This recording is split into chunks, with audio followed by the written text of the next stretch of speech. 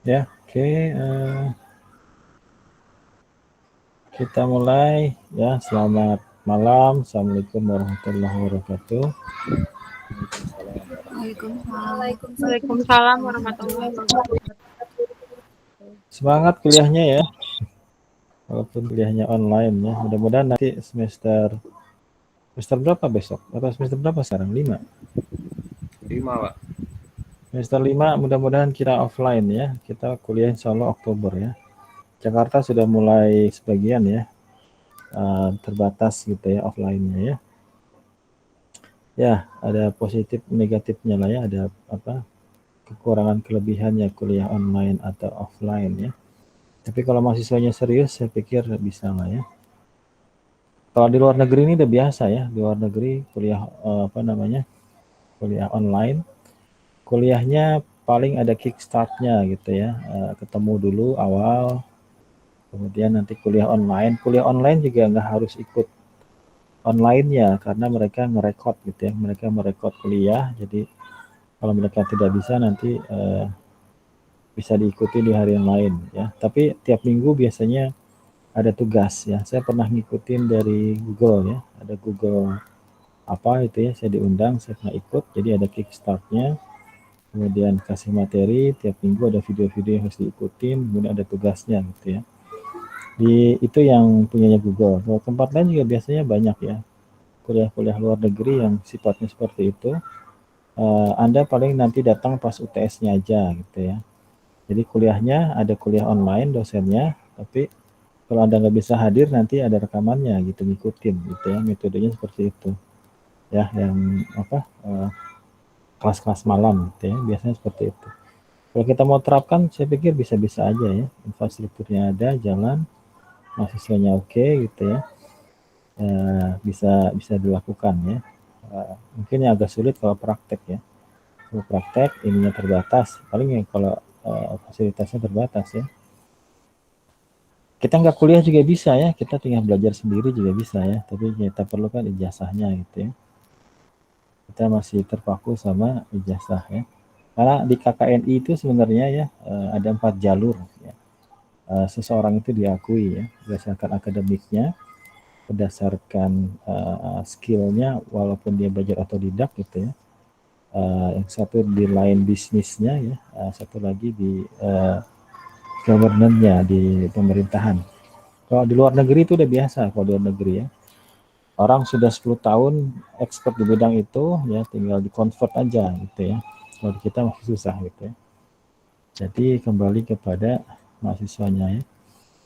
Oke, nah terkait dengan itu untuk mata kuliah kita, saya punya 2 program lah buat Anda ya. Yang terakhir lah ya, kemarin kita sudah presentasi. Jadi kita sekarang ada di pertemuan 8 ya, kita ada di pertemuan 8. Kita ada 9, 10, 11, 12, mungkin nanti saya tambahkan 13 sampai 14 gitu ya. Anda nggak usah bayar lagi ya. Saya pengen ada 2 ya. Ada 2 apa namanya yang ingin Anda lakukan. Yang pertama adalah nanti kita ada kuis ya. Saya udah siap kuisnya. Saya punya 80 plus 79. Saya punya berapa itu? 159 soal ya. Nah, Anda bisa coba, saya kasih 5 soal. Jadi silakan dibuka LMS-nya. Anda buka LMS. Silakan dibuka LMS-nya. Saya sudah ada baru 5 sih ya, baru sempat 5 tadi. Nah, di LMS di pertemuan 8 ini silakan Anda coba 5 sampai 10 menit. Walaupun ini belum saya hitung ya. Di situ ada contoh kuis ya. Silakan sekarang Anda ini enggak dihitung, ini baru apa namanya adaptasi lah baru. Nah di sini silakan dicoba. Saya siapkan 5 soal ya seperti ini. Saya pengen Anda terbiasa kalau soalnya dalam bahasa Inggris karena ini soalnya ini kurang C ya keyboard saya. C-nya udah agak kedap. Ini saya ambil dari drill persiapan COVID-5, sertifikasi COVID-5. Ya, jadi levelnya bener-beneran ini, walaupun bukan soal COVID ya, tapi persiapan lah ya, persiapan sertifikasi COVID. Oke, ini saya baru siapkan 5 soal. Jadi sekarang silakan Anda kerjakan ya, 5-10 menit gitu ya. Which objective describe the purpose of the 5 goal cascade mechanism gitu ya. Ini semua ada di, Anda kalau mau googling silahkan, Anda mau lihat ibu juga silahkan gitu ya. Kemudian yang nomor 2, which aspect is dominated COVID-5 integrator model gitu ya, mungkin belum saya sampaikan. Kemudian masuk ke poin berikutnya, which is one of the 5 governance process in the process reference model. Ya, ini beberapa di jurnal sudah dibahas ya ketika Anda baca jurnal.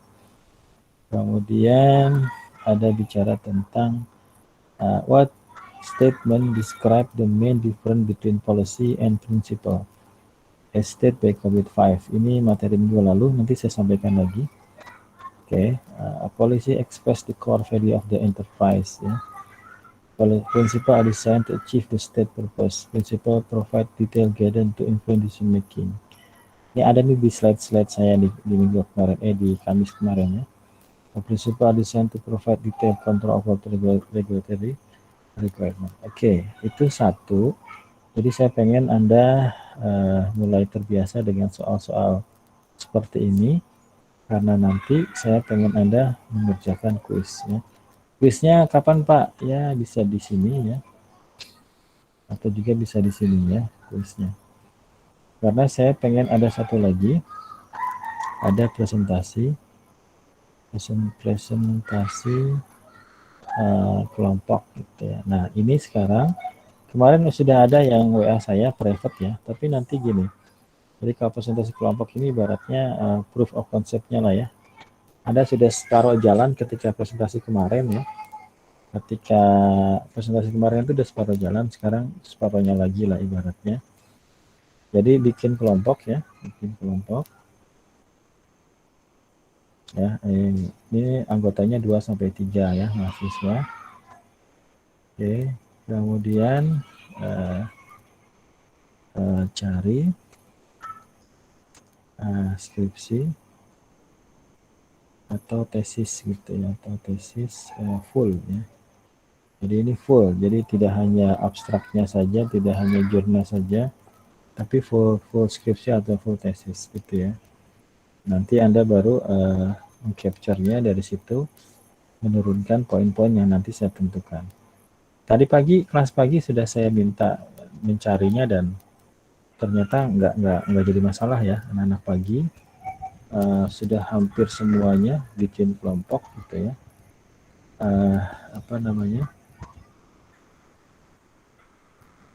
Oke, satu lagi sudah bisa mendapatkan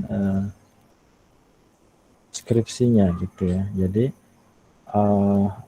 output atau outcome dari mata kuliah saya adalah saya pengen Anda bisa punya portofolio lah ya.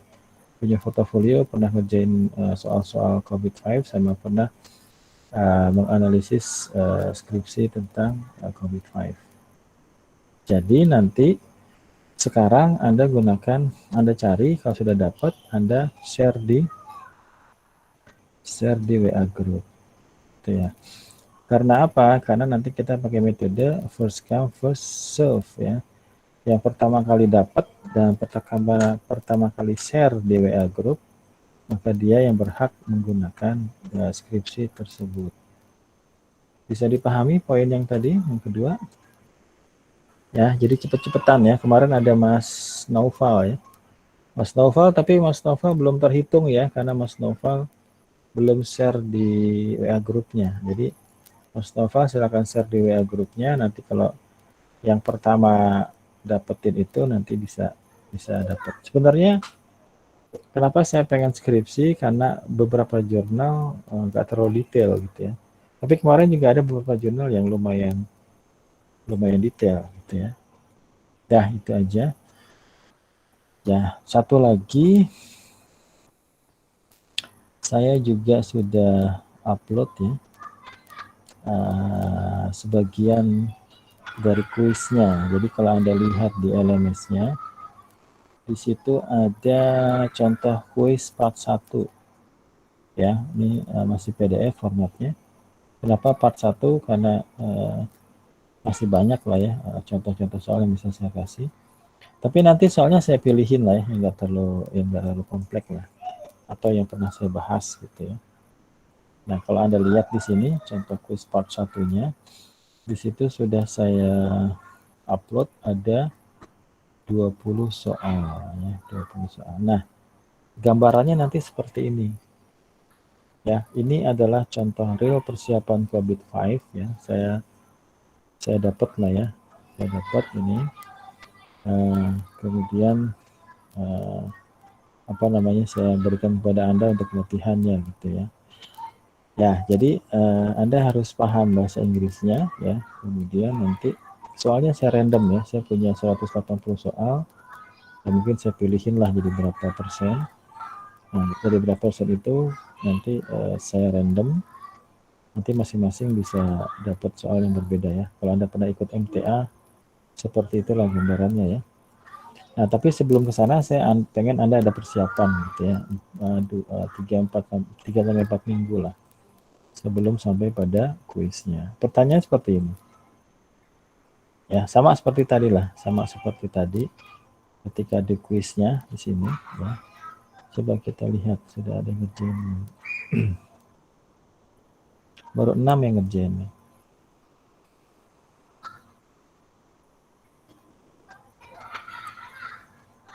Ya.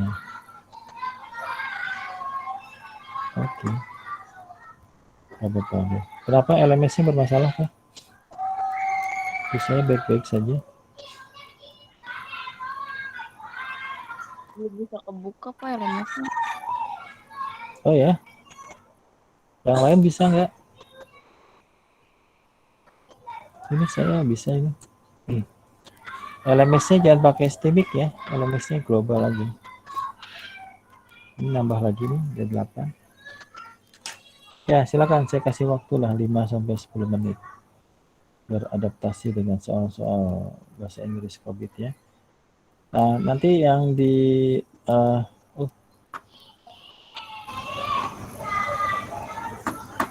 Oke, coba kalau kita lihat yang sudah bisa akses siapa aja.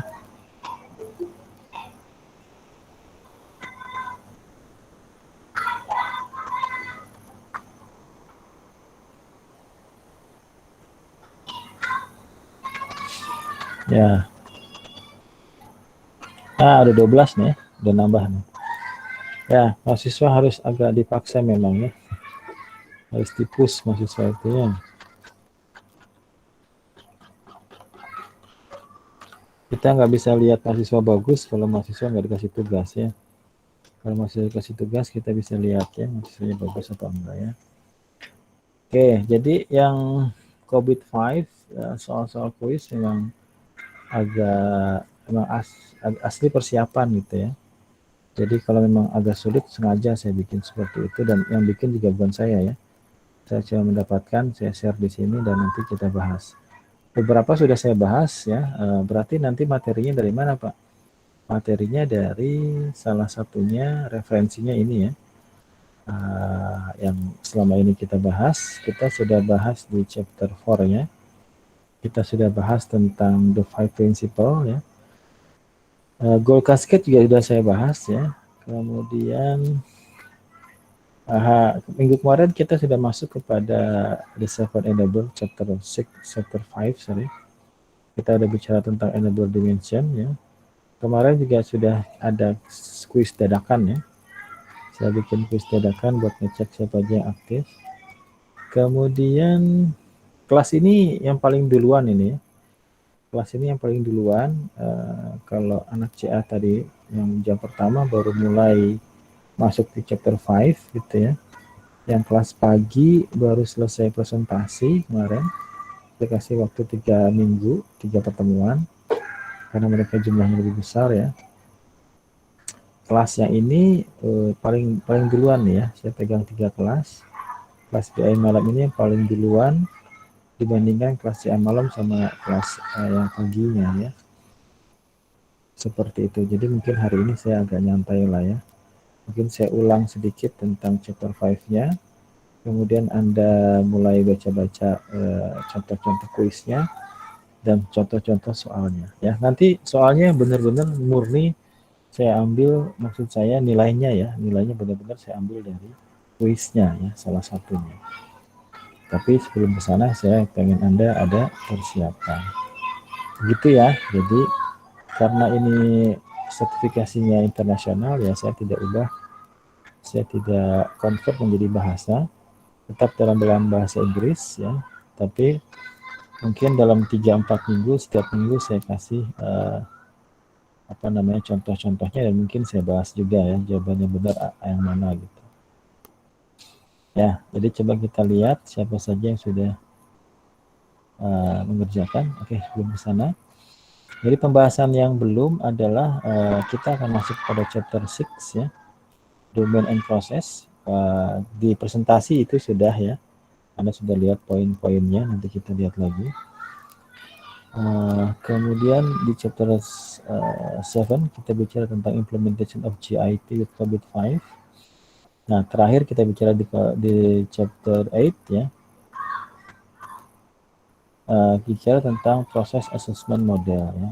Di sini nanti ada penghitungan sampai pada gap-nya ya, sampai rekomendasinya. Nah, kalau di sini kenapa saya arahkan kepada mencari skripsi atau tesis yang lengkap ya, karena nanti dibahasnya di chapter 4-nya ya. Kalau di jurnalnya mungkin tidak terlalu detail gitu ya, seperti itu. Jadi saya pengen Anda keluar dari mata kuliah ini punya portofolio, pernah ikutin kuis persiapan COVID-5 satu, yang kedua Anda sudah pernah bahas satu skripsi atau tesis secara lengkap. Itu bisa Anda gunakan sebagai portofolio ya, portofolio kalau Anda pernah mempelajari COVID-5. Pak, saya pengen ambil sertifikasi yang realnya gimana ya? Silahkan ya, berbayar ya.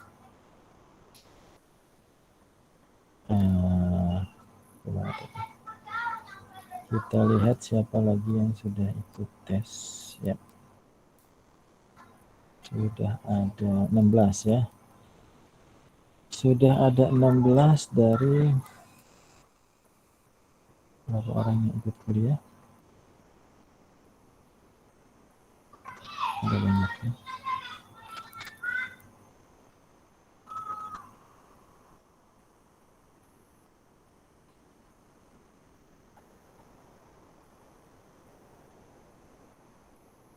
Ya, oke. Sudah banyak ini, sudah ada 25 ya. 25 mahasiswa. Ya, silahkan dicari-cari contoh skripsinya, nanti kita masuk materi juga. Mas Naufal, ada Mas Naufal? Ada Pak. Coba di-share Mas Naufal yang kemarin di-share ke saya. Sama Ya, Pak. nama kelompoknya ya. Baik Pak.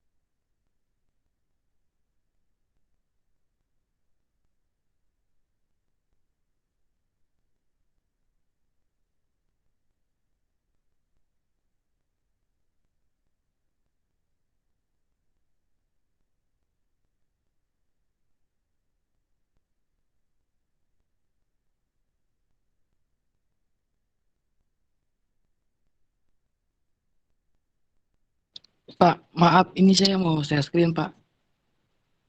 Di WA grup aja, Mas. Di-share di Oh, WA di WA grup. grup aja. Ya, nggak usah di sini. Biar Oh, bisa baik, Pak. download semua. Iya, Pak. Ya.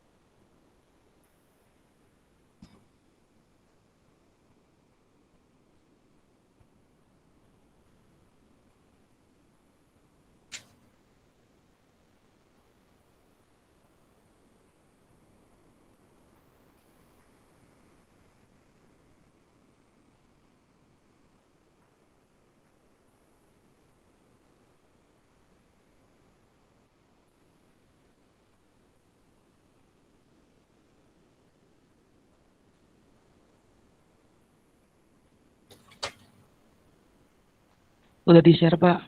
Di grup. Oke. Thank you. Iya, Pak. Sama-sama. Oke.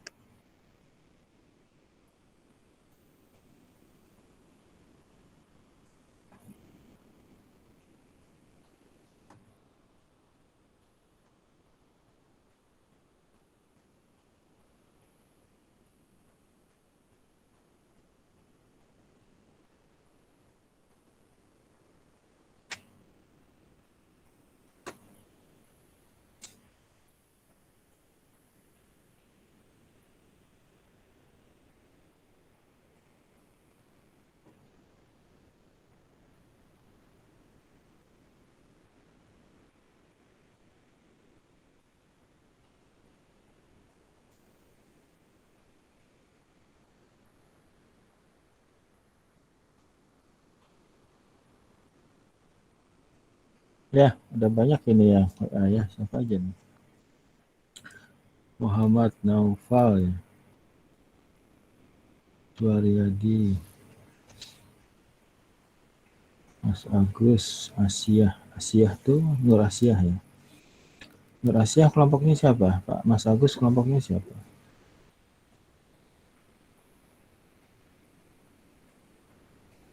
Saya belum dapat kelompok kayaknya Pak, kemarin kan nggak join karena kerja. Mas Agus Rivaldi maksud saya. Oh, kalau saya juga bingung Pak kelompoknya siapa. Ya dibikin aja Mas, jangan Oh, bingung-bingung. kirain ini dipilih dari dosen bukan ya? Enggak, saya nggak pernah milihin kelompok. Pilih sendiri.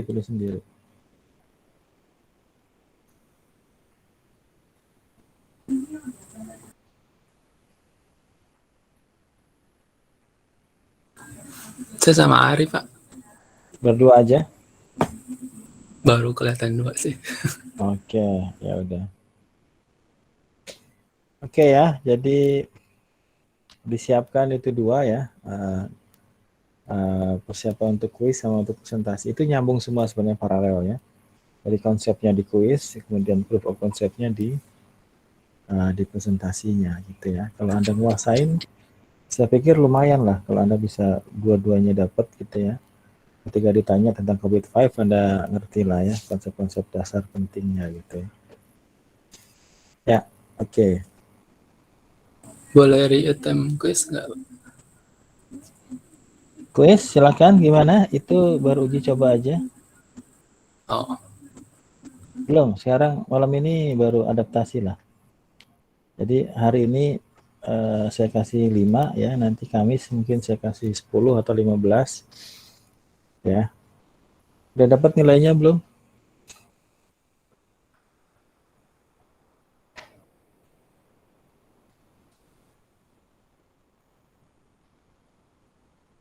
Ya, ini belum saya atur time-nya ya, berapa kalinya. Tujuannya supaya Anda inilah sedikit adaptasi ya, sedikit terbiasa gitu ya. Karena memang benar-benar saya ambil dari persiapan yang orang mau ikut sertifikasi COVID-nya ya. Jadi kalau nanti dirasa susah, ya memang susah gitu ya. Bukan saya yang bikin gitu ya. Ya, jadi di LMS-nya, Anda sudah bisa akses juga, walaupun yang saya upload baru 25 berarti ya, mungkin ada irisan ya. Jadi ada kuis yang bisa dilakukan, ada 5 soal. Yang kedua ada contoh kuis ya. Ini belum saya masukin ke kuisnya ya, baru ke format PDF ya. Ya, jadi nanti pas kuisnya Anda bisa buka catatan ya. Anda bisa cari-cari googling ya, tapi nanti waktunya terbatas dan pakai bahasa Inggris gitu ya. Oke, silakan.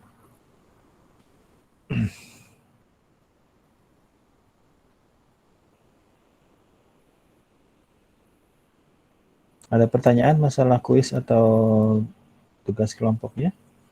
Bisa dipahami? Kalau bisa saya lanjut ke materi mungkin.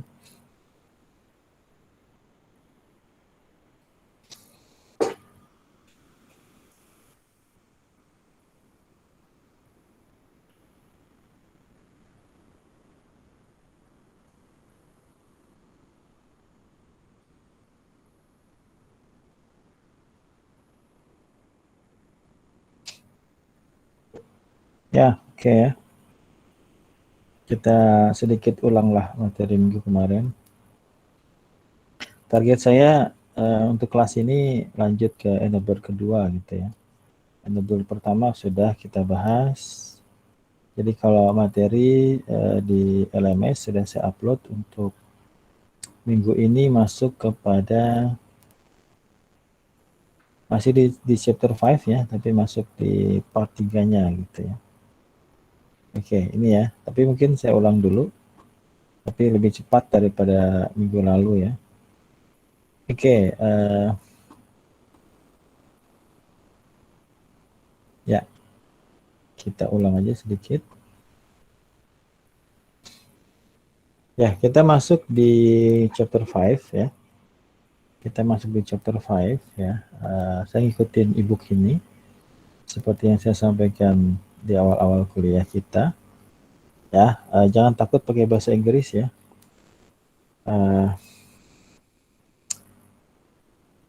Kita punya pembahasan di chapter 5, chapter 6, chapter 7, chapter 8.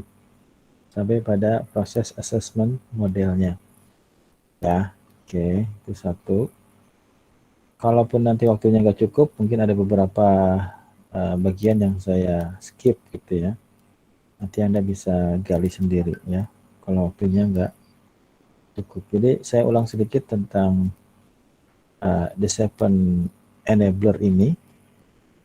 Oke. Ya, pasti nanti keluar di kuis-kuisnya ya. Pasti ada. Oke, saya ulang aja. Jadi kita sedang bicara tentang the 7 enabler ya, the 7 enabler. Di sini dikatakan the 7 COVID-5 enabler. The 7 COVID-5 enabler were outlined in chapter 4 under principle 4 ya. Enabling a holistic approach gitu ya. Kalau kuliahnya terasa teori ya, memang ini mata kuliah teori. Tapi saya coba combine dengan Anda mereview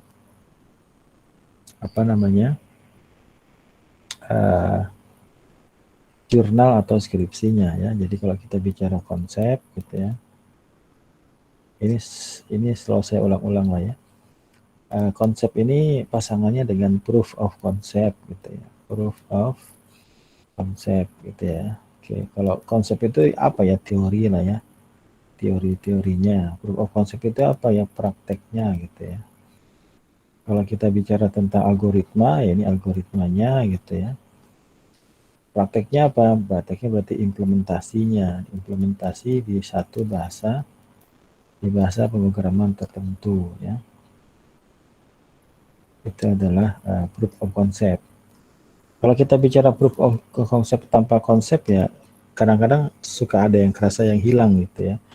Tapi kalau kita bicara konsep tanpa ada proof of concept juga kayaknya kok ada yang kurang gitu ya. Jadi kadang-kadang, bukan kadang-kadang ya, kita harus bicara tentang konsep, kita bicara tentang proof of concept. Makanya kalau di kuliah saya mungkin itu akan menjadi kuis gitu ya. Ini akan menjadi presentasi kelompoknya. Karena apa? Karena Anda menggalinya dari penelitian yang orang lain lakukan gitu ya. Jadi sengaja saya bikin seperti ini supaya Anda dapat konsepnya dan Anda dapat proof of konsepnya gitu ya. Kalau Anda sudah bekerja di bagian tata kelola gitu ya, audit, pasti sudah paham ini ya. Tapi saya ngikutin COVID 5-nya saja gitu ya. Jadi kalau agak-agak pusing ya karena memang dipaksakan untuk mengikuti sebuah standar gitu ya. Diikutin aja. Jadi di COVID 5 ini dikenal namanya adalah the 7 enabler gitu ya. Nah, the 7 enabler ini sudah dibahas ketika kita bicara tentang the 5 principle of COVID 5 ya. Jadi di chapter 4 di sini ya, the 5 principle ini sudah saya bahas ya. Dan saya sudah bahasnya juga agak detail lah ya. Karena saya langsung ambil dari ebook sini. Jadi ketika bicara COVID 5, mereka punya 5 prinsip. Ya, saya nggak ngulang lagi nih ya. Yang pertama adalah meeting stakeholder need, ya, memenuhi kebutuhan dari stakeholder. Udah kita bahas seperti apa stakeholder, tipe-tipenya. Kemudian apa yang mendrive-nya, macam-macam ya. Kemudian covering the enterprise end-to-end, ya, semua divisi juga itu terlibat ya. Walaupun dalam prakteknya, scope-nya tidak semua ya. Tidak semua divisi diangkat di sebuah jurnal. Applying a single integrated framework, ya, kita menggunakan COVID 5 yang merupakan gabungan dari beberapa standar.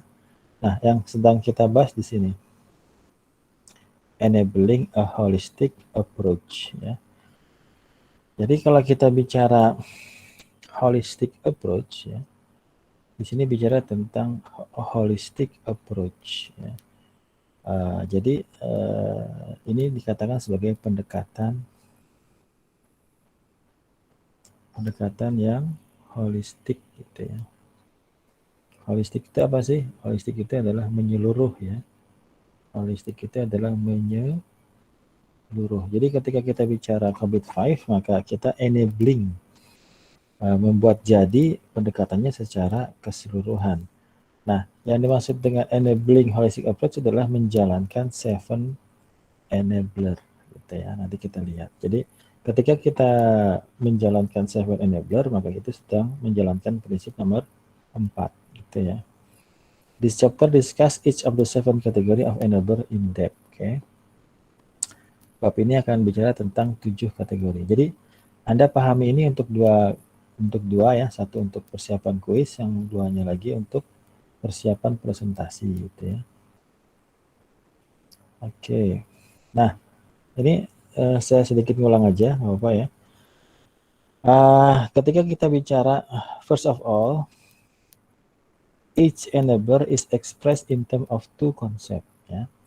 Jadi ketika kita bicara enabler, ya, setiap enablernya itu bicara tentang 2 konsep. Yang pertama adalah enabler dimension.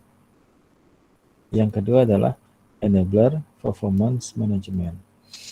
Ya, jadi ketika bicara enabler ada 2 konsep. Yang pertama adalah enabler dimension, yang kedua adalah enabler performance management. Nah, slide berikutnya di ebook itu menjelaskan kata dimension ini terlepas dari enabler dimension. Ini kita bicara tentang kata dimensi yang dimaksud, penggunaan di sini ya. Penggunaan dari dimension itu ada 3 tempat di COVID 5. Yang pertama adalah process dimension, yang kedua adalah capability dimension, yang ketiga adalah enabler dimension, gitu ya. Jadi kata dimension ini tidak hanya digunakan di konteks enabler dimension, tapi proses dimension dan capability dimension. Nanti ketika di kuisnya itu konsep dari COVID 5-nya ditanyain gitu ya. Kalau kita ambil MTA gitu ya, konsep-konsep dari database-nya juga ditanyain. Karena orang mengukur pemahamannya dari dasar-dasar konsepnya gitu ya. Oke. Nah, di sini ada pengertian dari dimension. Dimension is best understood as meaning. Aspek ya. Jadi dimensi itu adalah aspek-aspek atau kumpulan dari elemen. Itu adalah dimensi. Ya, mirip-mirip lah sama bahasa Indonesia ya, dimensinya. Parameternya apa aja gitu ya, aspek-aspeknya apa aja. Nah, di sini ada penggunaan kata proses dimension. Ya, ketika kita bicara dimensi proses, ya, ini turunan dari domain ya. Anda kalau sudah presentasi jurnal, pasti ketemu sama proses-proses gitu ya. Nah, kalau proses dimension adalah cover the aspect of every COVID-5 process in terms of their name, their purpose, and their practice, and so on. Jadi, ketika bicara dimensi proses, kita bicara nama dari proses, kita bicara tentang tujuan dari proses, kita bicara tentang prakteknya seperti apa. Jadi, ketika bicara proses dimension, itu adalah aspek-aspeknya. Itu ya. Berikutnya kita ketemu sama the capability dimension ya, the capability dimension, the capability, the capable, kemampuan ya. Cover the aspect of the process assessment. Assessment itu apa? Assessment itu pendampingan ya. Needed for assessing the capability of every process in terms of capability level. Jadi setiap proses yang dijalankan kita perlu mendampinginya untuk katakanlah mengukur ya. Bagaimana nilai dijalankannya seperti apa. Ya, maka di sini dikenal konsep proses assessment model ya, proses assessment model sama proses atribut ya, to assess each level. Ini nanti kita pelajari lagi di chapter 9 ya, chapter 9. Oke, nah sekarang kita masuk kepada enabler dimension ya. Nah, kalau kita bicara enabler dimension, maka kita bicara aspect of every enabler, and this aspect are, jadi aspek-aspek yang terlibat di enablernya. Ya, Anda harus bisa membedakan tadi. Pertama kita bicara tentang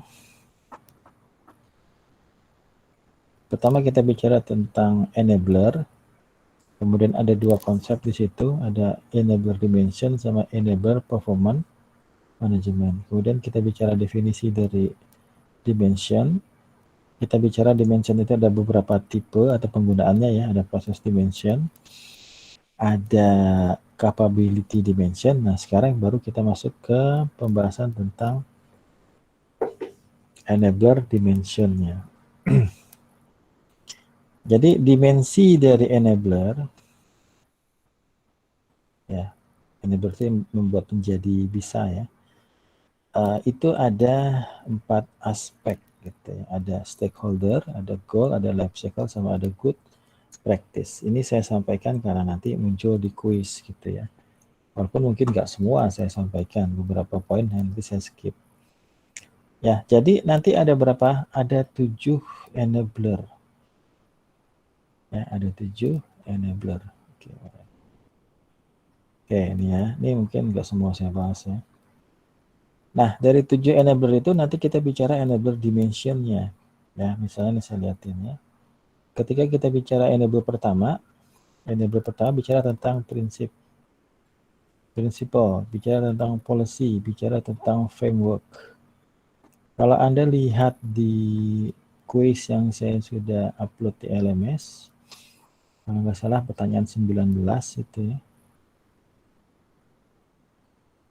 Oh, bukan. Atau di ini, kayak di kuis ya. Udah saya keluarin di kuis ya. Mana kuisnya?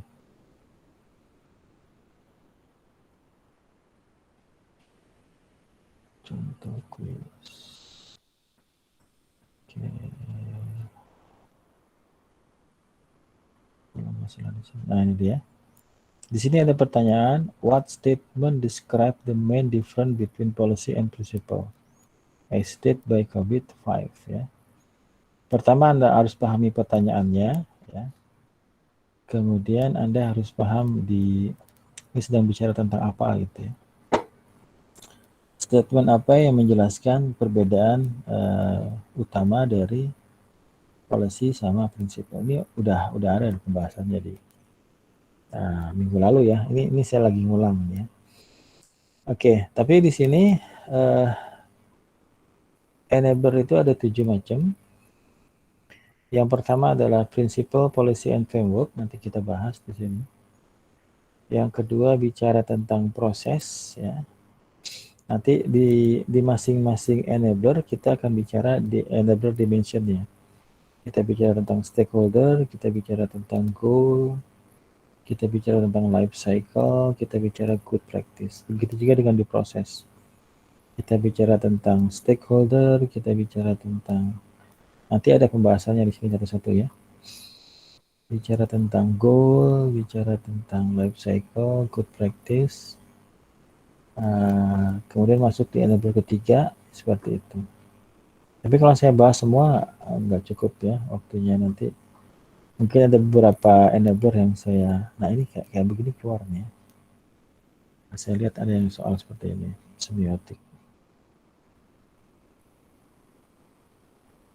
Ya, harus sulit ini ya, karena levelnya sudah internasional. Enabler 7, people, skill, and competency. Clearly to deliver any of the other enabler and enterprise need people with appropriate skill and competency. Ini sebenarnya ada versi audionya ya. Kalau Anda pengen mendengarkan teksnya, ada dua cara sebenarnya. Anda download versi audionya atau Anda aktifkan ininya, text to speech-nya ada ya. Ada add-on yang bisa Anda aktifkan di Chrome ya. Nanti Anda bisa mendengarkan teks ini, jadi nanti ada suaranya gitu ya. Itu juga bisa, tapi kalau enggak ya baca aja gitu ya, atau ditranslate. Oke, kita balik lagi ke sini. Ya, berarti dari 7 enabler itu masing-masing akan ada 4 aspek ini ya, stakeholder, goal, life cycle, sama good practice. Oke, kita lanjut di part 2-nya. Ya, oke. Part 2 ini bicara tentang apa? Part 2 ini bicara tentang konsep yang kedua, yaitu enabler performance management ya. Kita punya enabler. Nah, kita perlu menghitung performance, unjuk kerja, kinerja ya dari enabler. Bagaimana kita mengukur enabler itu sudah dilakukan, sudah berjalan. Ya. Makanya di sini dikatakan performance of enabler is managed in COVID 5 through the assessment of each of the 4 enabler dimension. Jadi cara mengukur enabler adalah dengan mengakses, mendampingi atau menghitung setiap dari 4 dimensi tadi. Apa aja? Stakeholder, goal, life cycle, dan good practice. Itu ya. Jadi nanti dari 7 enabler itu ya kita akan menghitung performance-nya dengan cara menghitung 4 enabler dimensionnya ini. Caranya gimana? Caranya adalah assessment is simply conducted by asking a question. Caranya adalah dengan bertanya ya untuk determine whether each enabler dimension has been achieved ya. Dengan cara bertanya apakah enablernya sudah tercapai ya. And specifying metric that can be used to measure the extent of the achievement ya. Dan kita menggunakan metrik untuk mengukur keberlanjutan dari pencapaiannya. Ya. Nah, bentuknya seperti ini. Ingat sekali lagi, ini kita sedang menggunakan framework punyanya COVID gitu ya. Jadi turunan-turunannya itu kita harus pahami dulu nih maksudnya mau kemana gitu ya. Karena ini ibaratnya best practice selama bertahun-tahun orang melakukan tata kelola di perusahaan gitu ya. Jadi kita, walaupun nanti ada perkembangannya COVID 2019 gitu ya, yang kita bahas adalah COVID 5-nya. Nah, di sini tadi kita bicara tentang enabler performance management. Kita mengukur masing-masing enabler ya, performance-nya, dengan cara memberikan pertanyaan dan melakukan penghitungan. Nah, enabler dimension itu ada 4, ada stakeholder, ada goal, ada life cycle, ada good practice. Dari masing-masing enabler yang ada 7 enabler tadi, kita akan bertanya semuanya di sini. Ya, stakeholdernya, goalnya, life cycle-nya, semua good practice-nya. Ini mungkin kalau di presentasi tidak terlalu diangkat ya masalah ini, tapi ini akan keluar di kuisnya. Jadi ketika kita bicara stakeholder, ya, maka pertanyaannya adalah, are stakeholder need address, ya? Apakah kebutuhan dari stakeholder itu menjadi tujuan atau dijalankan gitu ya? Yang kedua adalah goal, apakah are enable goal achieve, ya? Apakah goal dari enabler itu tercapai? Yang ketiga adalah life cycle, is life cycle manage, ya, untuk mencapai ini ada urutan-urutannya gitu ya, nanti ada detailnya. Kemudian apakah good practice apply, ya, apakah yang biasa orang lakukan itu kita kerjakan gitu ya. Nah, nanti ada perbedaan antara enabler yang kedua di bawah sini dengan enabler yang 2 di atas di sini. Di sini dikatakan 2 enabler di sini menjadi lead, menjadi petunjuk ya. Kalau kita melakukan life cycle manage dan kita melakukan good practice, maka ini akan mengarahkan akan pada pencapaian dua enabler dimension di sini.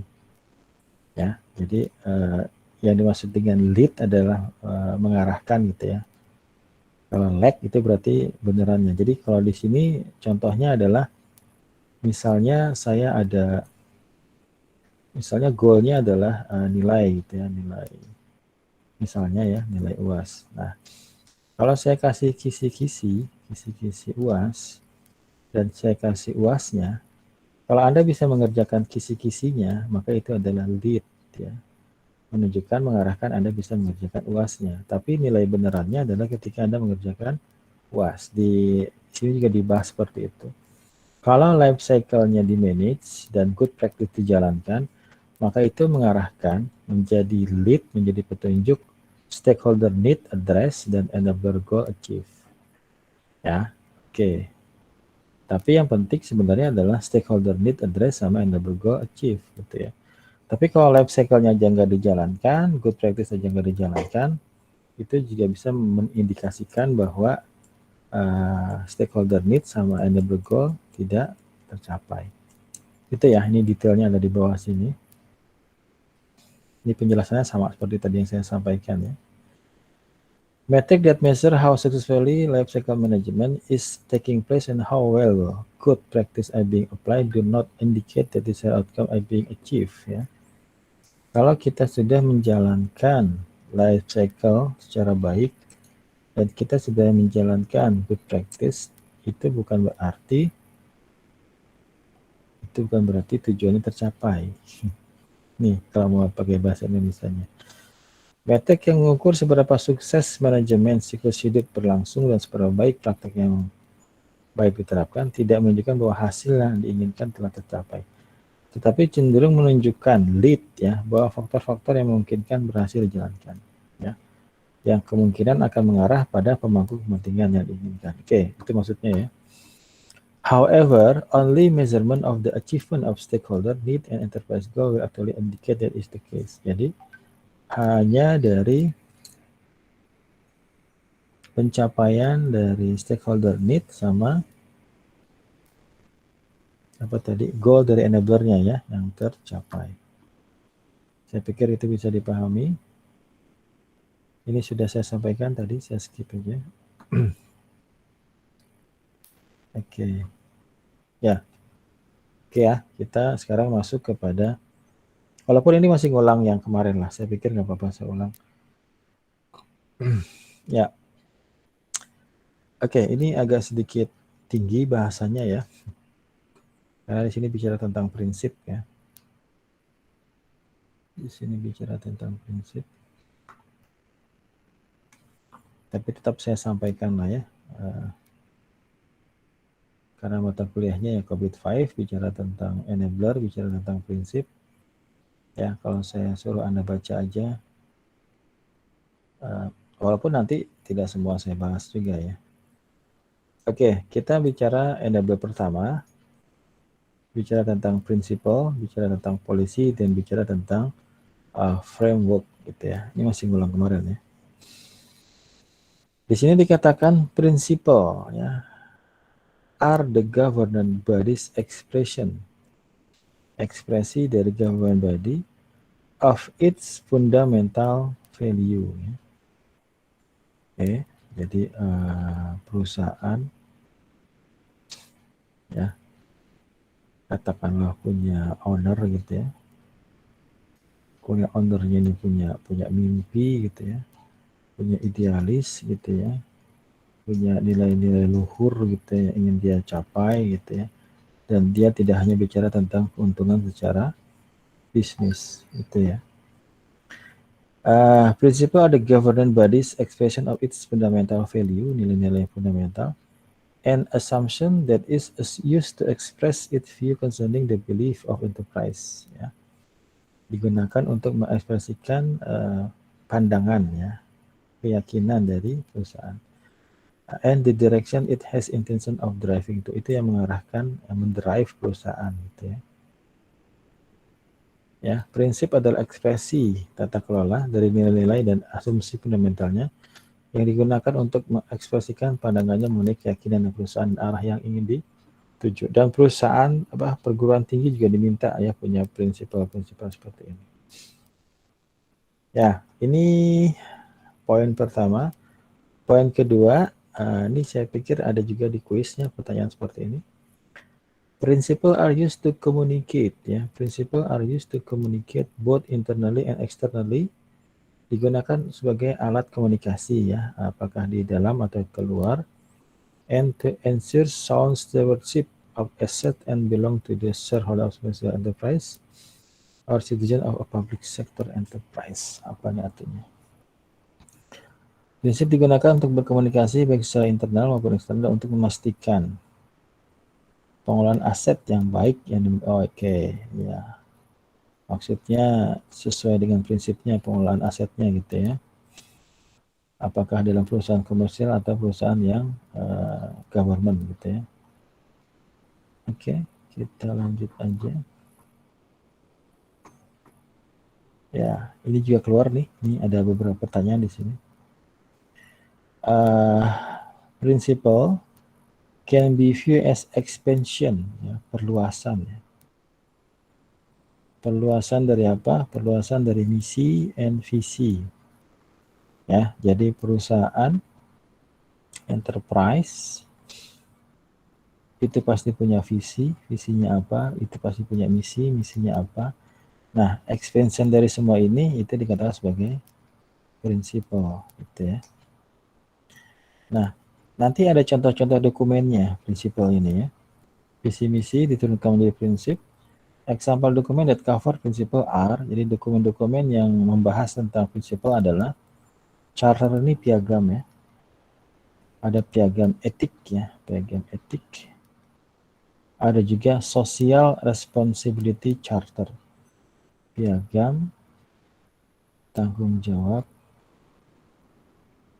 sosial ya. Jadi di sini dikatakan perusahaan itu punya prinsip dan prinsipnya itu di sini kemarin kita sudah bahas ya. A social responsibility charter was devised, dirancang by the World Bank as a document that state. Ya. Ini bahasanya indah banget ini ya. Dikatakan adalah the commitment of business to contribute to sustainable economic development. Ya, dikatakan ya. Jadi enterprise perusahaan itu harus punya komitmen. Ya, komitmen bisnis untuk berkontribusi pada pembangunan ekonomi berkelanjutan ya, sustainable berkelanjutan.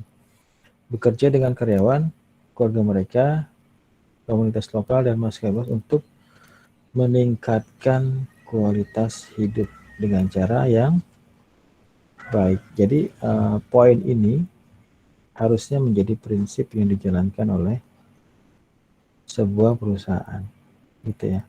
Kalau semua perusahaan menjalankan ini, nggak ada ya demo-demo di kita ya, atau di seluruh dunia ya. Jadi dikatakan di sini prinsip dari perusahaan itu adalah bahasanya indah banget ya. Sustainable Economic Development ya. Oke, ini saya pikir sudah kita bahas minggu lalu, nggak saya panjang lebarkan lagi. Nah, prinsip harus singkat dan sederhana ya. Prinsip should be brief and simple. Nah, di sini ada poin yang saya juga lihat ada di kuis ditanyakan. Based on principle, berdasarkan prinsipal tadi, government body ya, director provide policy. Nah, di sini turunan dari prinsipal ke policy ya. Ini kalau Anda bekerjanya ini agak atas lah ya, ini di level-level owner sama direktur utama gitu ya. Kita nggak pernah tahu seperti ini apa gitu ya. Jadi berdasarkan prinsip tadi ya, government body ya, direkturnya lah ya, tata kelolanya, itu akan menyediakan policy. Jadi policy ini akan dibuat oleh government body, oleh direkturnya ya, atas arahan owner tentunya. To management to formally convey ya, what has to be accomplished by management. Jadi sebelum kita bicara tentang IT goal ya, sebelum kita bicara tentang enterprise goal ya, sebelum kita bicara tentang domain, proses gitu ya, maka kita bicara tentang prinsip, kita bicara tentang policy gitu ya, dan nanti turunannya sampai pada proses-prosesnya gitu ya. Ibaratnya itu yang memayungi semua proses-proses yang akan dibahas di bawahnya, di level bawah. Ya, ini level konsep lah ya. Jadi government body provide policy to management to formally convey what has to be accomplished by management. Jadi dia kebijakan ya. Jadi director membuat kebijakan yang akan dijalankan oleh manajemen gitu ya. Apa yang harus dicapai. Dari the policy ini ada nih di kuisnya juga. The policy are the rule and guidance on the overall intention and direction. Catat nih. Ini tadi saya lihat ada di kuisnya salah satunya. Jadi the policy are the rule and guidance on the overall intention and direction. Jadi kebijakan adalah aturan dan petunjuk ya yang menjadi intensi keseluruhan arahannya ya.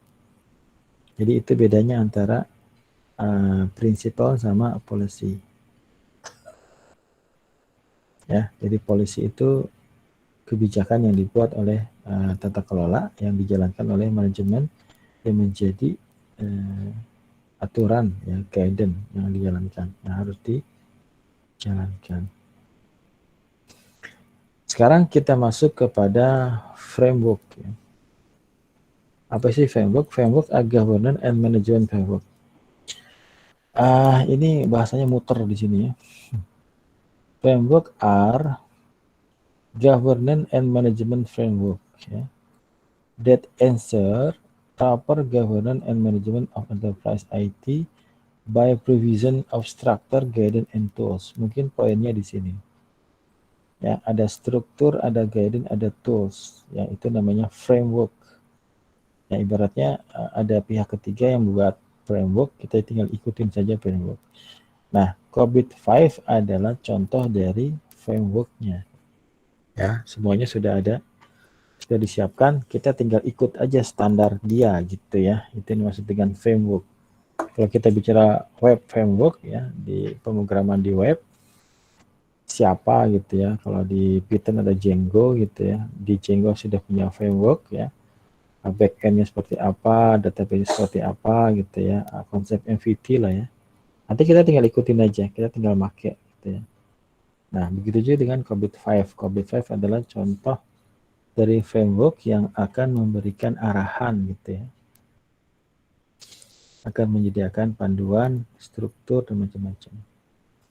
Nah, poin berikutnya adalah policy, kebijakan, need to be a part of overall governance and management framework. Ini hubungan antara policy sama framework ya. Jadi policy adalah turunan dari kebijakan, dari prinsipal. Nah, sekarang ini hubungan antara policy sama framework. Coba kita lihat bahasanya. Kebijakan perlu menjadi bagian dari keseluruhan kerangka tata kelola dan manajemen. Ibaratnya framework itu harus berdasarkan policy gitu ya. Intinya sih seperti itu ya. Jadi framework itu base policy, policy base principle, principle base visi dan misi gitu ya. Turunannya seperti itu. Ya, oke. Di sini mulai masuk kepada enabler dimensionnya ya. Kita ketemu sama stakeholder, kita ketemu sama goal, kita ketemu sama life cycle. Nanti di sini ada contohnya. Oke, kita bahas satu-satu aja. Ya, kita masuk kepada, ingat ya, di sini sedang bicara enabler pertama, bicara tentang prinsipal, policy, sama framework ya. Ini disampaikan ketika kita bicara stakeholder ya, bicara enabler pertama, bicara prinsip, policy, and framework ya, dikatakan stakeholder define policy. Yang mendefinisikan policy adalah stakeholder. Apakah itu internal stakeholder and governance role ya. And comply itu sesuai with policy, internal external stakeholder ya, define sama comply ya. Seperti itu. Coba kita lihat artinya, saya mungkin salah. Pemangku kepentingan menentukan kebijakan. Oke, di sini konteksnya lebih kepada mematuhi ya, dan mematuhi kebijakan. Ya. Oke, comply itu di sini konteksnya adalah mematuhi, mengikuti ya, mengikuti. Oke, jadi stakeholder mendefinisikan dan juga mengikuti policy. Ya, bisa aja dari pemerintah gitu ya. Yang kedua, enabler dimensinya adalah goal. Dikatakan di sini, principle should be limited in number. Jadi principle itu nggak usah banyak-banyak ya, ibaratnya. Principle should be limited in number, dikit aja. And written in simple language to communicate the enterprise value. Ya. Anda pasti kalau kerja pasti ada apa ya istilahnya itu ya, ada istilahnya. Kalau di sini bilangnya principle ya. Jadi dia punya prinsip-prinsip yang dinyatakan dalam kalimat yang sederhana gitu ya. Kemudian dikatakan policy, kalau di sini bicara principle, di sini bicara tentang policy. Policy need to be effective, efficient, and non-intrusive. Ya. Non-intrusive especially term that mean that anyone who is expected to comply with the policy understand the reasoning in the policy and therefore is unlikely to resist comfort non. Oke, kita lihat misalnya ya. Di sini ada prinsip-prinsip harus dibatasi jumlahnya dan ditulis dalam bahasa yang sederhana. Tadi sudah ya. Untuk mengkomunikasikan nilai-nilai perusahaan. Ini ada cerita, ada ini ya. Kalau perusahaan, ada perusahaan punya visi, gitu ya. Karyawan juga punya visi, seperti itu. Ya, ibaratnya jangan sampai kalau ini adalah visi dari ya, yang ini adalah visi dari perusahaan ya, Kemudian ini adalah visi dari karyawannya. Ya, jangan sampai seperti ini gitu ya. Tapi ibaratnya karyawan punya visi atau perusahaan punya visi seperti ini, dan nanti irisan dengan visi dari karyawannya itu ibaratnya selaras gitu ya, maka nanti akan inilah kerjanya enak gitu ya.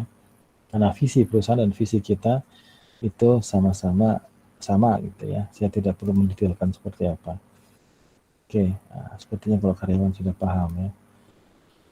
Itu adalah bicara tentang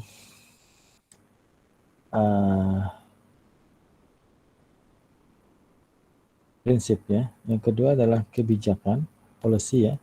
Ini adalah policy. Kebijakan harus efektif, ya, efisien dan tidak mengganggu.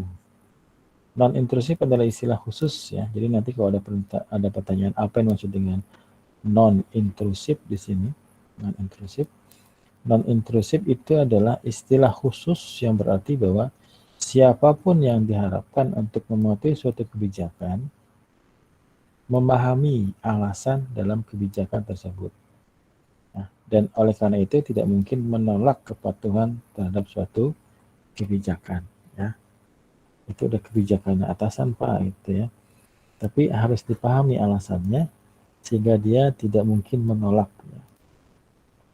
Penting untuk memastikan kebijakan tersedia bagi pemangku kepentingan. Jadi pastikan kebijakan itu ada ya, kebijakan itu ada.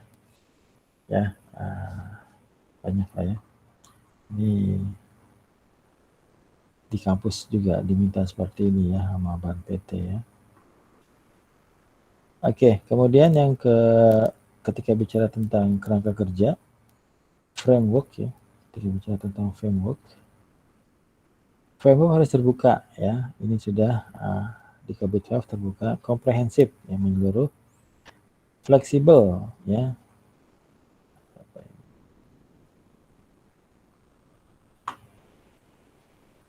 Ada yang chat.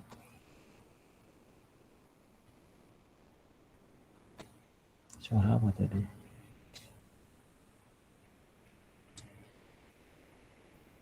Oke. Kita lanjut aja. Ya, sehingga perubahan situasi perusahaan dapat segera ditangani. Kerangka kerja harus terkini karena mereka berurusan dengan arah dan tujuan tetap saat ini ya.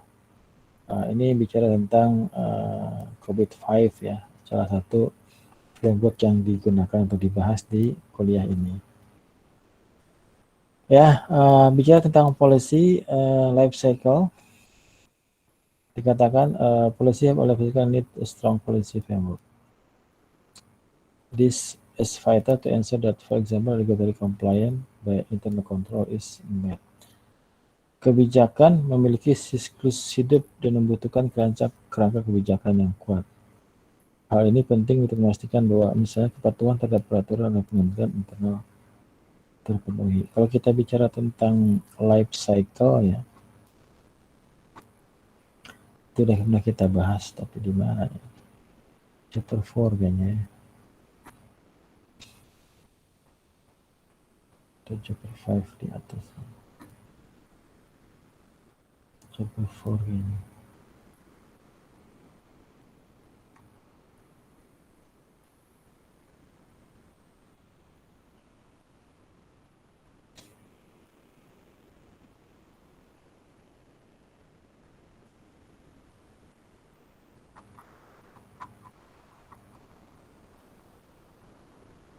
Ya.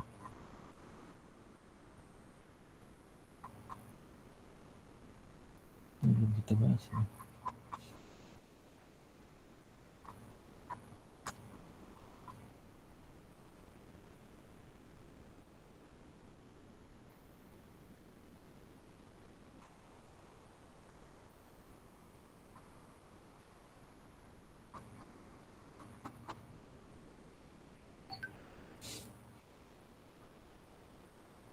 Oh, belum.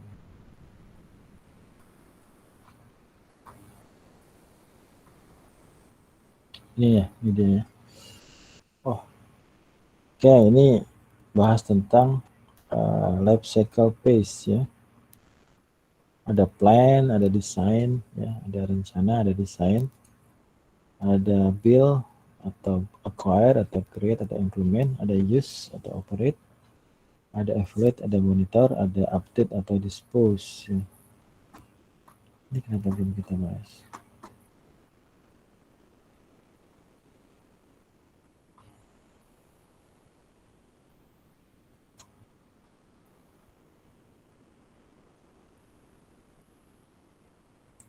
Sampai putus ya. Oh, harusnya saya bahas ini.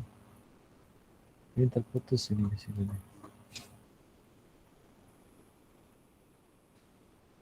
Gak save kayaknya nih. Ya, oke lah. Udah kelewat ternyata ya. Ya, di sini dikatakan policy, kebijakan itu harus memiliki siklus hidup ya. Jadi ada ini tadi urut-urutannya ya. Ada plan-nya, ada desainnya, ada implementnya, ada monitoringnya, sama ada update-nya kalau perlu ya, kebijakan. Ini memastikan regulatory compliant by internal control is met ya. Ini misalnya mematuhi kepatuhan terhadap peraturan ya. Oke. A policy framework enable policy documentation to be structured into grouping and category. Dan selanjutnya ini sebenarnya sudah kita bahas minggu lalu ya. Oke, kita lanjut di part 3-nya mungkin. Itu part 2 ada yang kelewat ternyata ya. Anda lihat dari e-booknya aja ya. Ya, part 3 di sini bicara tentang proses ya.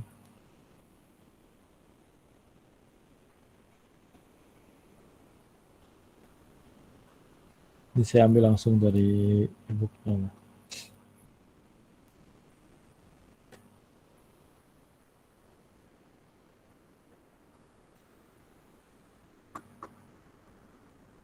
Ya, kita bahas hari Kamis saja. Hari ini saya cuma mengulang aja untuk menyamakan dengan kelas A-nya ya. Ya, oke. Coba kita lihat siapa aja yang sudah.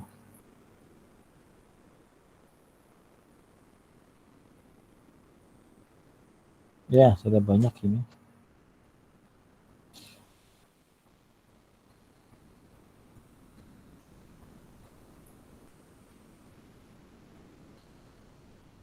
Ya, ngomong sendiri itu kadang-kadang bingung juga saya ya. Ada yang dengerin apa enggak gitu ya, bisa dipahami atau enggak gitu ya. Ya, oke. Tapi memang seperti itu ya, harus ada teori yang disampaikan. Masih banyak materi kita ya, tapi mungkin untuk kelas ini saya agak slow down dulu ya. Saya ngulang materi minggu lalu.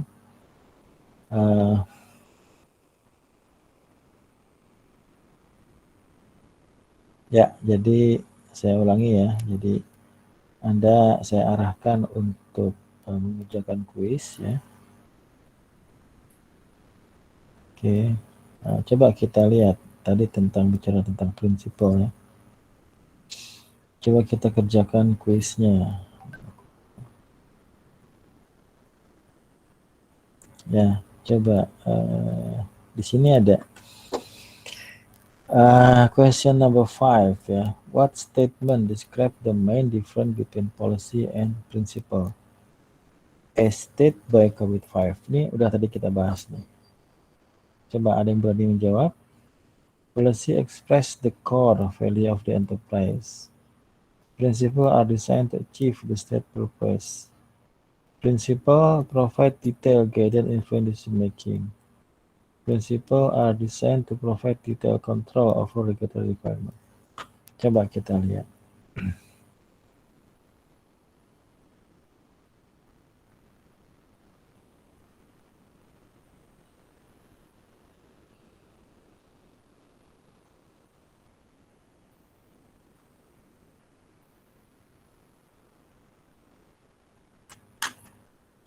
Ya, coba kita lihat.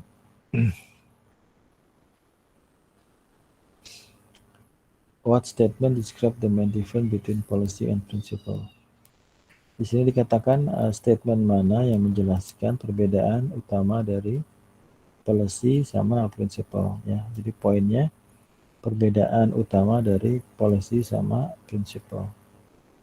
Oke, pertama adalah a policy express the core value of the enterprise.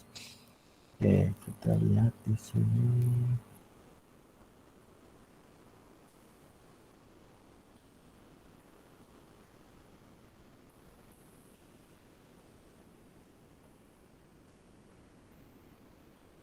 Ya, pernyataannya di sini adalah policy are the rule and guidance. Ada nggak? Nggak ada ya. Di sini lebih pada prinsipal ya, penekanannya ya.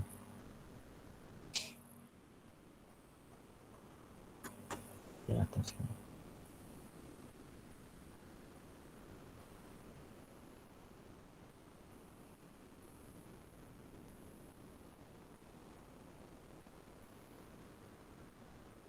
Oke.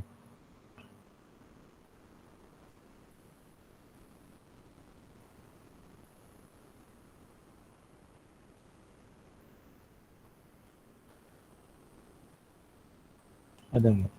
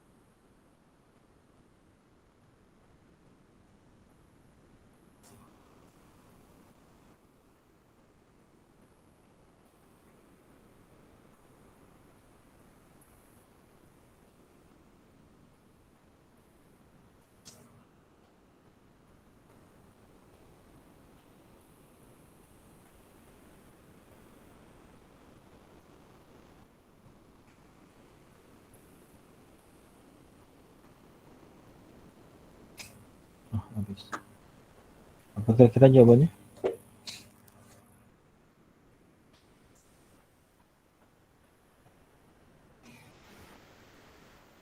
Soalnya itu nggak sama ya Pak, ngacak ya. Oh iya emang. Soalnya ngacak. Oh. Iya, formatnya emang diacak.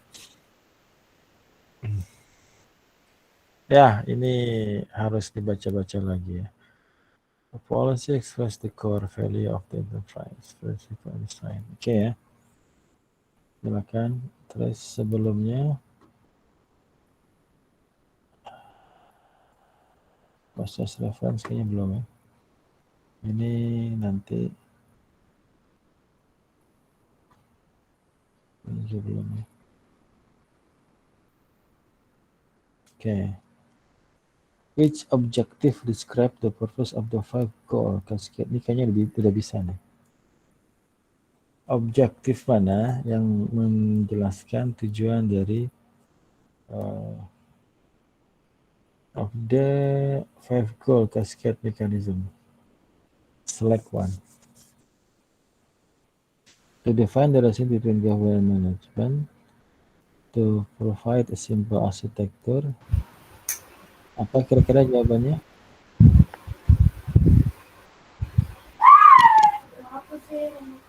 Ada yang Ada yang berani menjawab?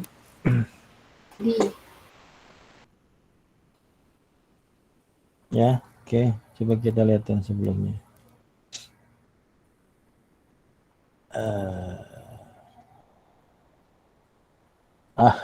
Ya diacak ini.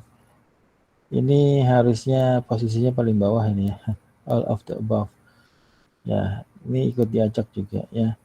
Jadi Iya, di di saya sini paling atas itu, Pak. iya, makanya nanti saya sesuaikan lagi ininya. Kalau di aslinya ini paling bawah ya. Which principle is key for the governance and management of enterprise IT? Jadi ini bicara tentang prinsip ya, prinsip-prinsip yang 5 tadi. Ada 5 prinsip ya yang dijalankan di Kabut 5. Pertanyaannya adalah prinsip mana yang merupakan key ya, merupakan kunci dari governance and management of enterprise IT. Aslinya ini paling bawah ya, ini D-nya. Yang pertama adalah enabling a holistic approach ya. Ensure resource optimization, managing IT operations sama all of the above ya. Ini kan berarti cuma dua aja, padahal sebenarnya dia di sini posisinya. Ya, jawabannya adalah C gitu ya. Nah, terus kalau Anda lihat di sininya juga, itu kayaknya masih agak-agak gelap ya. Kita belum sampai sini. Which process domain is the most suitable for skills such as project management and capacity management? Ya, kita harus mengerti apa itu line, plan, organize, deliver service support ya. Ini pembahasan di chapter berapa? 6 apa? Ya gitu ya.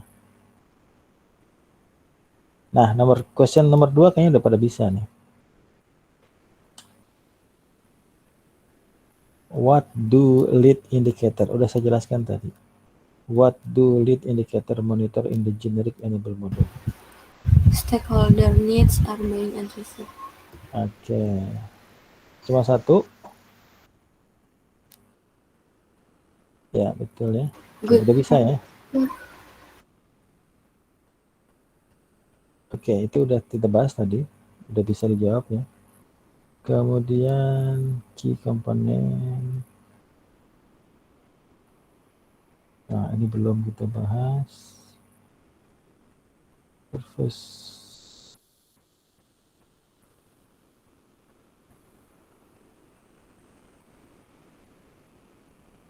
Ini kayaknya udah bisa nih question 7 ini di chapter 4 nih jawabannya. Apa kira-kira jawabannya question 4? Which role in the IT5 rule, activity and resource model is responsible for instructing line operation? Apakah tugasnya owner? Apakah tugasnya governing body? Apakah tugasnya manajemen? Jawabannya apa? Nomor 7. Stakeholder. Stakeholder. Masa stakeholder? Apa kira-kira jawabannya? Manajemennya. Manajemennya. Ini semua ada di chapter 4 ya. Coba kita lihat. Ya, itu mana chapter 4? Ini chapter 4 ya. Chapter 4 bicara tentang udah kita bahas ini. Saya ingat kok ini ya. Ini ya. Oke, apa tadi pertanyaannya?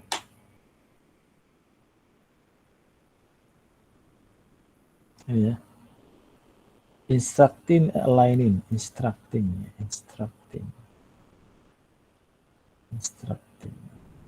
Ini dia ya. Instructing, align adalah manajemen. Gitu ya. Jadi kita bolak-balik antara pertanyaan sama teorinya. Bisa aja nanti satu sesi kita bahas soalnya gitu ya. Oke, ini bocoran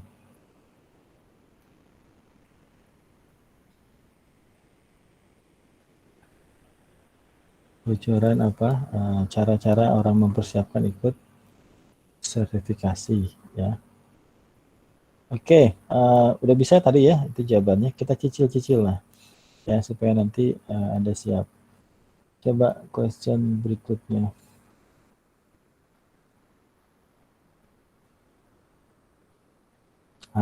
Nih udah nih. which is a requirement of the framework element within the principal policy and framework model. Ada yang berani menjawab? Merupakan kebutuhan dari elemen the framework ya, within the principal policy and framework model. Apa yang diperlukan dari framework? Apakah to be flexible? Udah ada jawabannya tadi. Apa Mas Juaryadi kira-kira?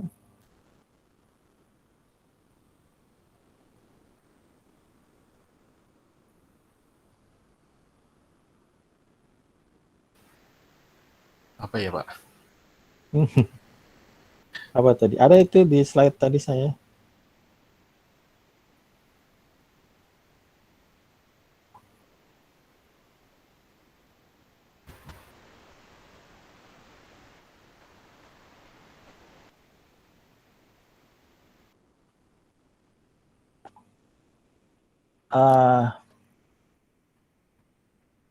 To be flexible enough to allow adaptation of interface execution. Di sini kita lihat ya, itu lagi bicara tentang framework, itu lagi bicara tentang framework. Ini dia. Ini jawabannya nih. Framework need to be open, comprehensive, and flexible such that change to the enterprise situation.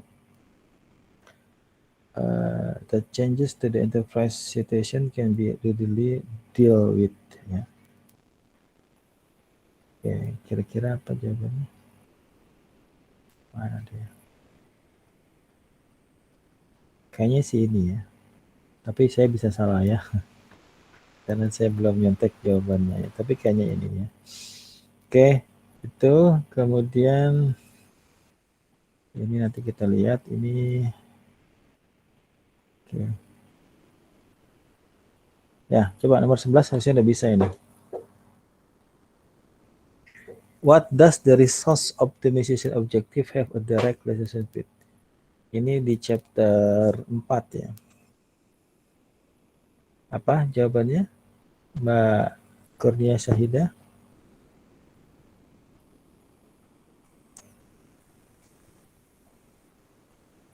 Enterprise goals. Enterprise goal. Coba kita lihat. Kayaknya sih enterprise goal ya. Itu sedang bicara tentang ini. Value creation ya.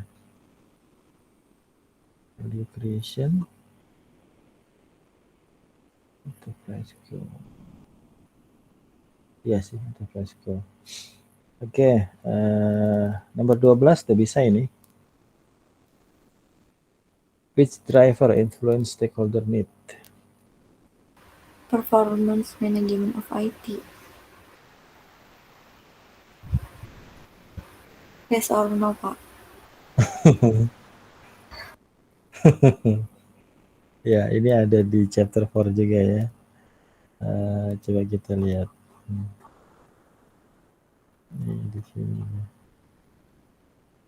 Ya, kadang-kadang jawaban itu harus sesuai dengan pemahamannya. Ya, mana dia? Tadi mana tadi? Oke, ini kasket berarti ya. Nanti kita ini lagi lah kalau yang belum dibahas. Ini dia nih. Tanyanya apa tadi? Which driver influence stakeholder need?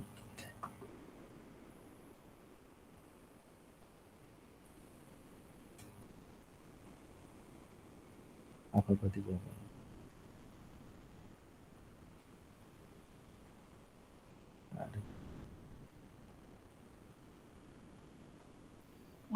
Busenes ya Pak? Bisnis, ya kayaknya itu. Tuh.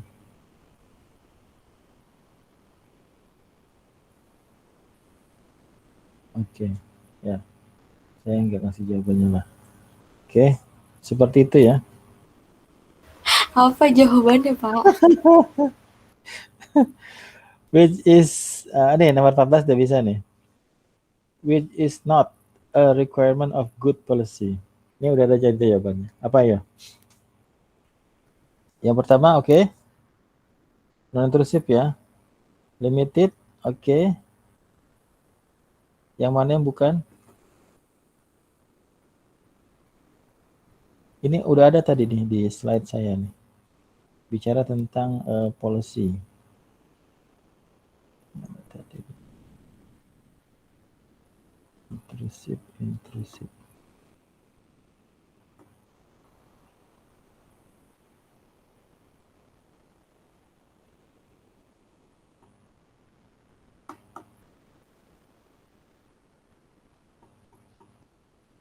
Nah, ini dia ya. Policy need to be effective, efficient, and non-intrusive. Principle should be limited. Principle ya. Tadi apa?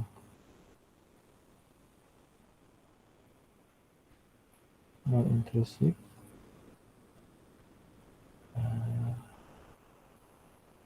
Ini bicara tentang principle ya. Oke, dah itu 14. Nomor 15.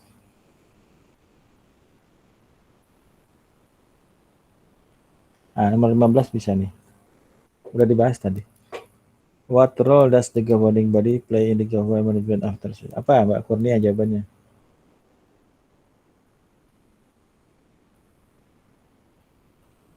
Oh beda ya. Ini di chapter 4 juga ada sih. Apa jawabannya? Tadi pertanyaan tentang apa? Governing body ya. Governing body itu berarti yang ini.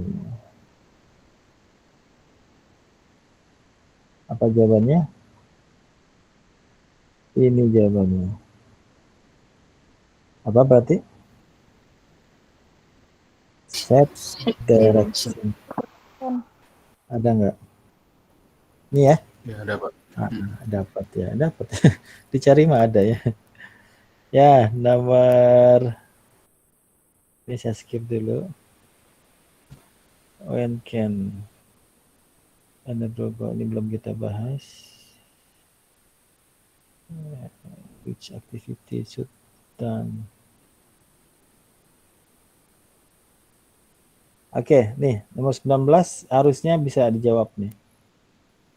Why are enabler dimension important? Kenapa dimensi enabler itu penting? Apa kira-kira?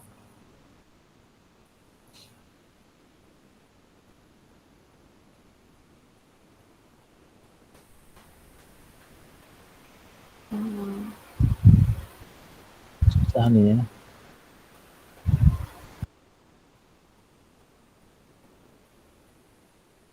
Ya, saya skip aja. Ya, dah. Itu baru 20 ya. What service Oke. Ya, ibaratnya banyak banget ya. Apa namanya? Karena di sini mencakup ini semua ya. Dan saya belum bahas semua, jadi banyak yang masih ngeblank gitu ya. Masih hitam gitu ya, masih belum dipahami. Tapi itulah ibaratnya apa namanya simulasinya ya, simulasinya. Anda harus apa namanya terbiasa. Kalau soal-soal sertifikasi seperti itu nggak gampang ya. Kalau gampang ya semua orang lulus ya.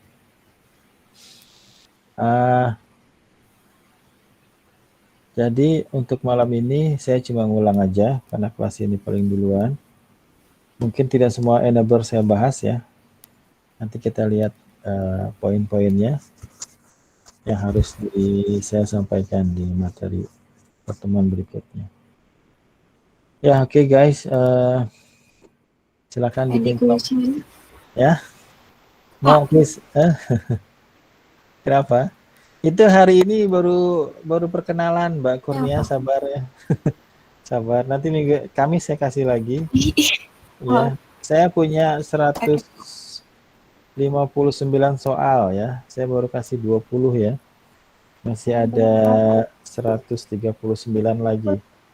Ya, saya masih punya 130-an soal lagi yang nanti dari soal-soal itu akan menjadi kuis gitu ya. Jadi ini sekarang baru perkenalan aja ya. Baru perkenalan, Anda bisa googling sendiri tapi itu soal memang benar-benar saya ambil dari source-nya persiapan orang ngambil sertifikasi COVID yang benar-benar saya ambil dari situ gitu ya. Saya beli gitu ya, kemudian saya jadikan soal. Ya, jadi mungkin nanti soalnya terasanya nggak mudah gitu ya. Karena ada beberapa pemahaman yang harus dipahami dulu ya. Jadi jawabannya tidak eksplisit tapi implisit gitu ya. Kita harus pahami dulu konsepnya. Ya, nggak apa-apa lah ya. Karena ini kan internasional level ya standarnya. Kalau susah ya wajar aja gitu ya. Jadi itu saya pengen membawa Anda ke sana ya. Jadi kita open minded lah ya, buka wawasan kita ya, jangan takut gitu ya. Kalau salah-salah ya kita belajar lagi gitu ya. Referensinya banyak di Google, di YouTube gitu ya. Ya itu aja. Jadi untuk minggu pertemuan 8 ini saya mulai kenalkan kuisnya. Saya minta Anda bikin kelompok dan mencari skripsinya.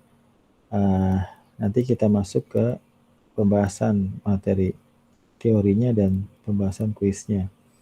Gitu ya. Nanti saya kasih lagi Kamis, insya Allah contoh-contohnya lagi.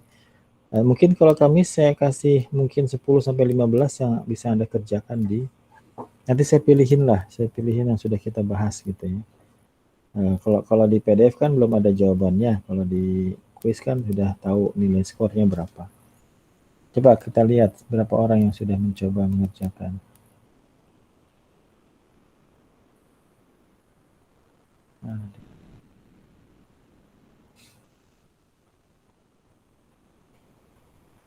Ya, sudah ada 31 ya, sudah lumayan lah ya. Coba ada yang skornya 100 enggak?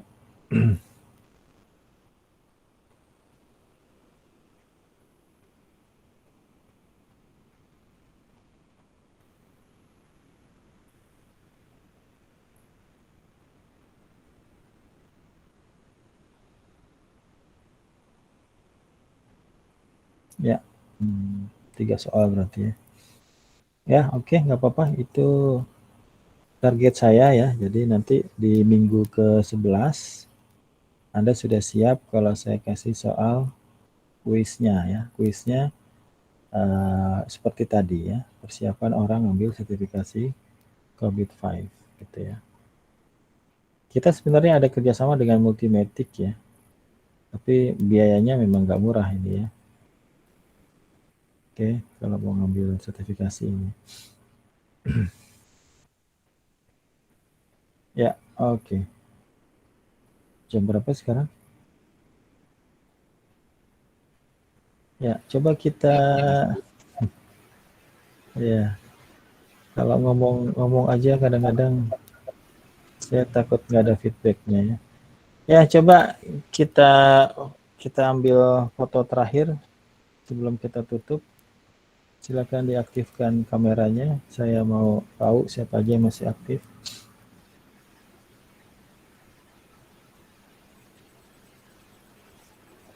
Ya, oke. Saya harus matiin share screen-nya ya. Ya, ada Mas Juaryadi ya. Ada Mbak Putri Nurhaliza, Kurnia Sahida, Mbak Linda, Mas Noval. Mas Agus masih ada Mas Agus? Masih Pak. Masih. Kameranya bisa dinyalain? Mas Ferry. Mbak Resti. Mbak Resti sip ya atau bukan? Sip, Pak. Sip berapa sekarang? Sip 1. Sip 1 ya. Oke. Ya, mudah-mudahan Anda bisa belajar sesuatu dari COVID-5 ya. Jadi ketika di perusahaan, saya udah paham Pak COVID-5 gitu ya. Jadi nanti Anda levelnya ibaratnya inilah ya, naik level gitu ya, karena COVID-5 lumayan ya.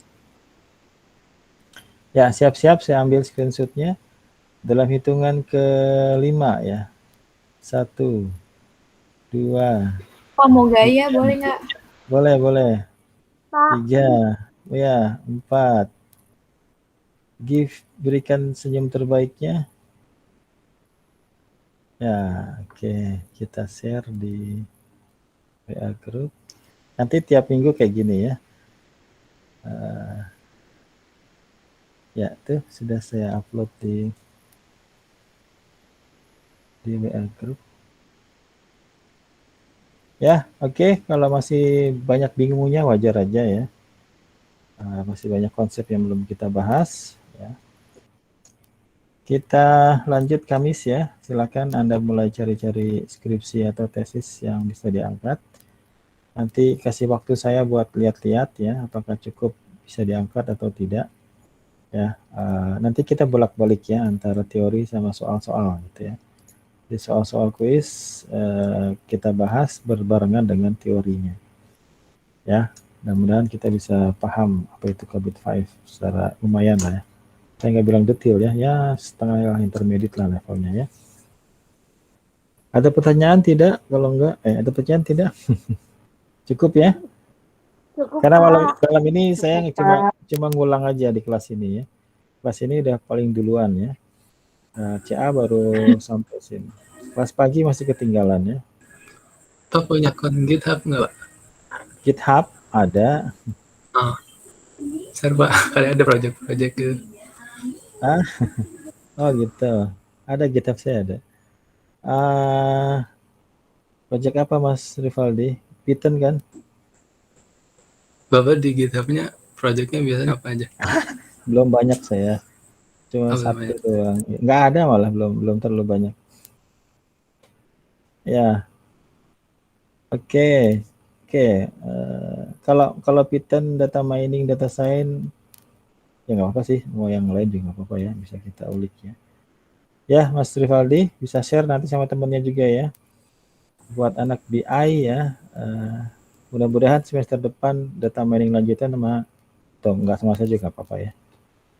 Ya, nanti Anda semester berikutnya dapat data mining lanjutan ya. Ya, kita cukupkan malam ini. Saya akhiri. Selamat malam. Assalamualaikum warahmatullahi wabarakatuh. Waalaikumsalam warahmatullahi wabarakatuh. Waalaikumsalam, Pak. Enggak. Makasih, Pak. Makasih. Ya. Pak, ada yang terakhir. Ah,